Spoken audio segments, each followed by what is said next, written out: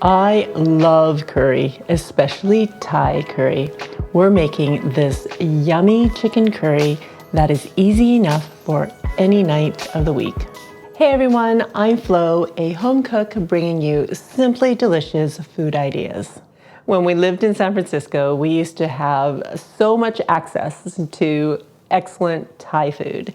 And moving back to Vancouver, there weren't that many options here.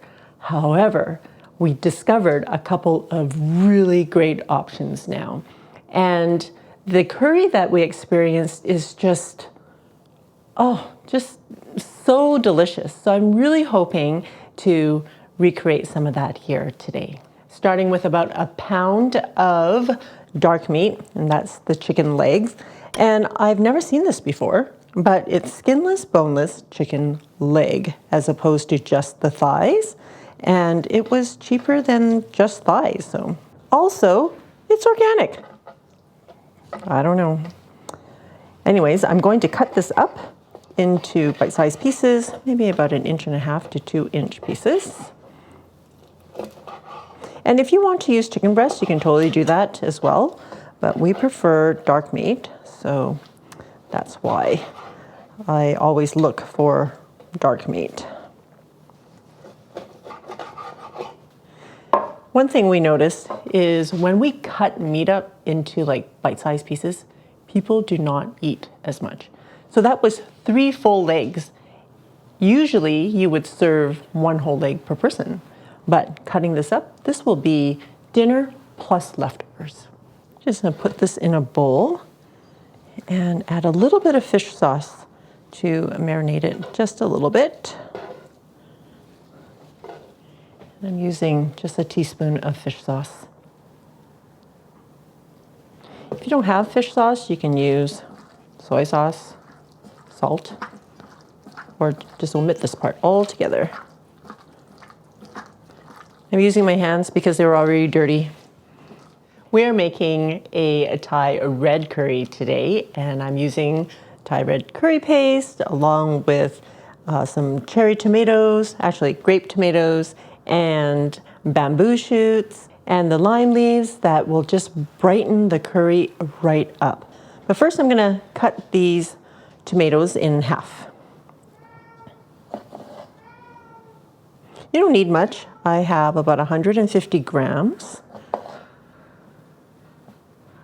But you can add as little or as much as you like. Tomatoes will add some color, but also a vegetable. Whoa, almost lost one there.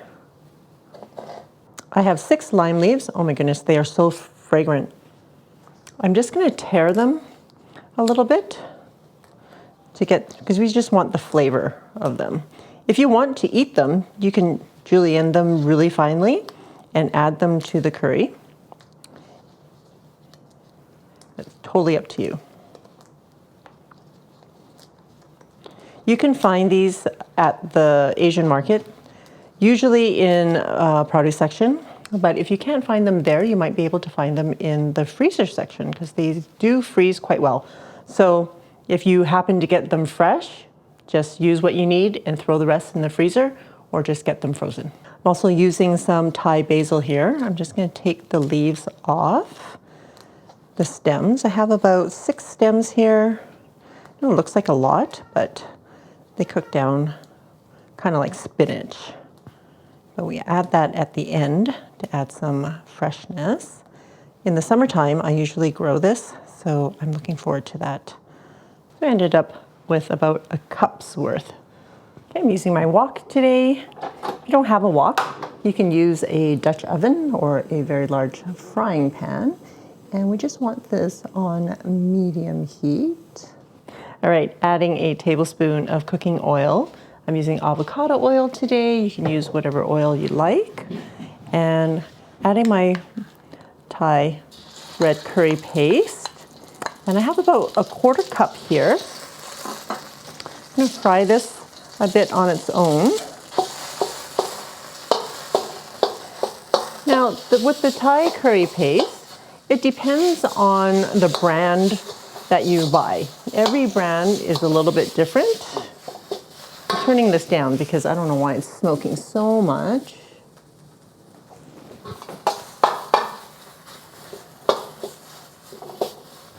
So I have found that when I buy a different brand, if I can't find this one, which is a Roy D, actually from Thailand, sometimes I buy them in the little jars, and I find that, I don't know what brand it is, it's just whatever I can find at the market, it's not as flavorful. So when I make the curry, if I'm not using the brand I usually use, I find that I end up having to use more to accommodate the dish that I'm making. So just be aware that you may have to add more or less depending on the type of flavor you like to have.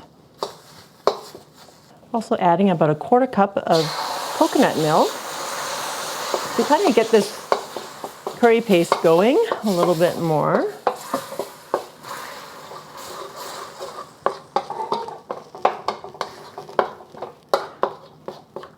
It also depends on how spicy you like your curry. Of course, the more you add, the spicier it will be. But also, some curry pastes have a lot more salt than others. And so if you're adding more paste, it could be more salty as well. So we use our fish sauce to adjust for the saltiness at the end. We're going to cook the paste until we can see some of the oils coming out, and it'll be frying up the paste a little bit. That's how long we cook it for. Shouldn't take long. All right, do you see that the oil is kind of seeping out of the paste now? And kind of is sizzling around it. That's when we're going to add our sugar, add a tablespoon of sugar. And that's just to help balance some of the flavor. And we're going to add our chicken.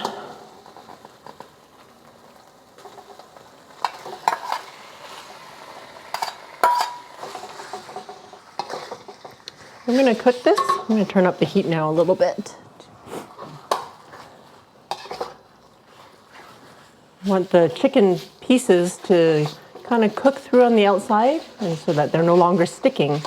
We're just cooking it a little bit. Okay, we're going to add our lime leaves and the rest of our coconut milk.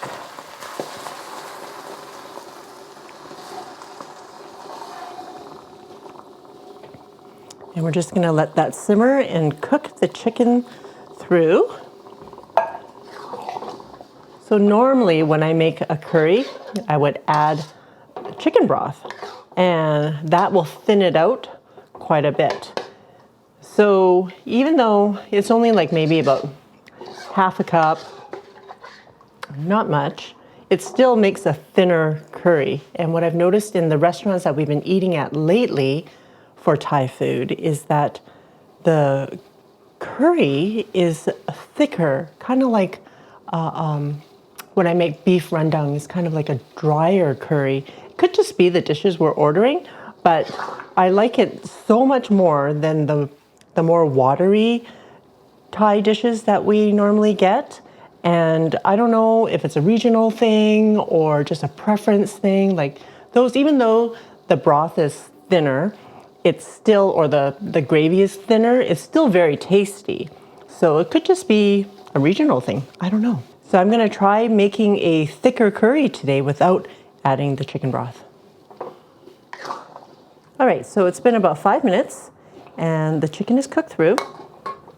And at this point, I'm going to taste the curry to see if we have to add any more fish sauce.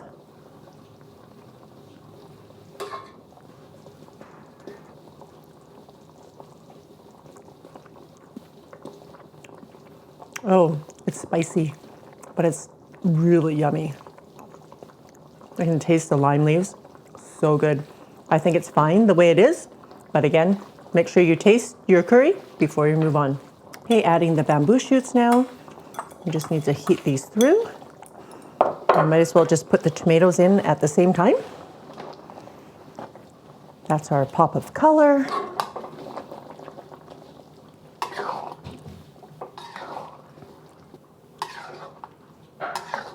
While the chicken was cooking, the coconut milk also reduced a little bit, so it also added to the thickness of the gravy. Once your bamboo shoots and your tomatoes are kind of heated through. I don't actually want to cook the tomatoes all the way through because I want them to hold its kind of freshness and shape without getting mushy. So that's the texture I'm leaving it at. If you want to cook them a little bit more, you totally can. And at this point, I'm just going to turn off the heat and add my basil and stir that in. You just want to wilt the basil. So the basil adds that freshness. And look at how beautiful it is.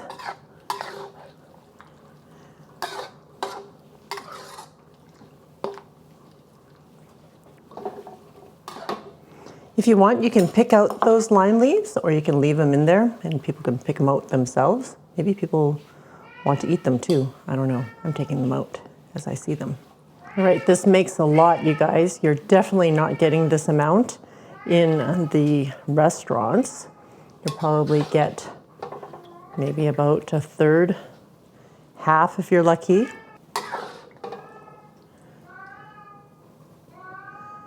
And this probably cost me less than half of what we'd be paying for the small little dish in the restaurant. All right, and just a little piece of garnish, basil leaf on top. Are you all ready for? Dude, this is the taste. Look at the sauce, guys. It's nice and thick. Get a nice, healthy spoonful into the rice.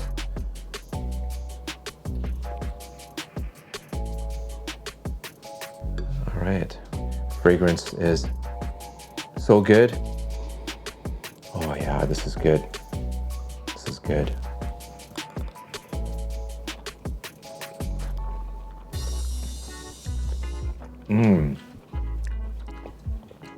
Oh, punchy. Woo. But super flavorful.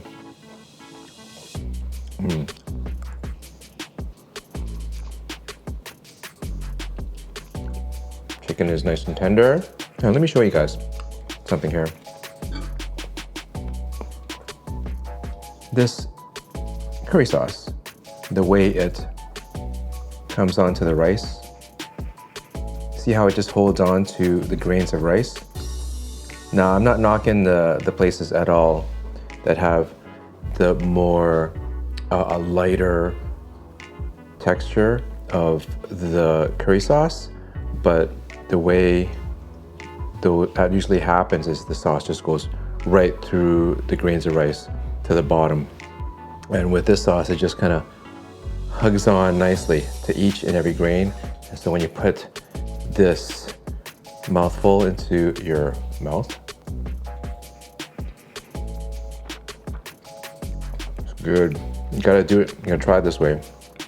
So creamy, so good. Awesome, thanks, dude. A quick and super flavorful weeknight meal. This is it. For the recipe, you can check it out on my website, FLO'S.com.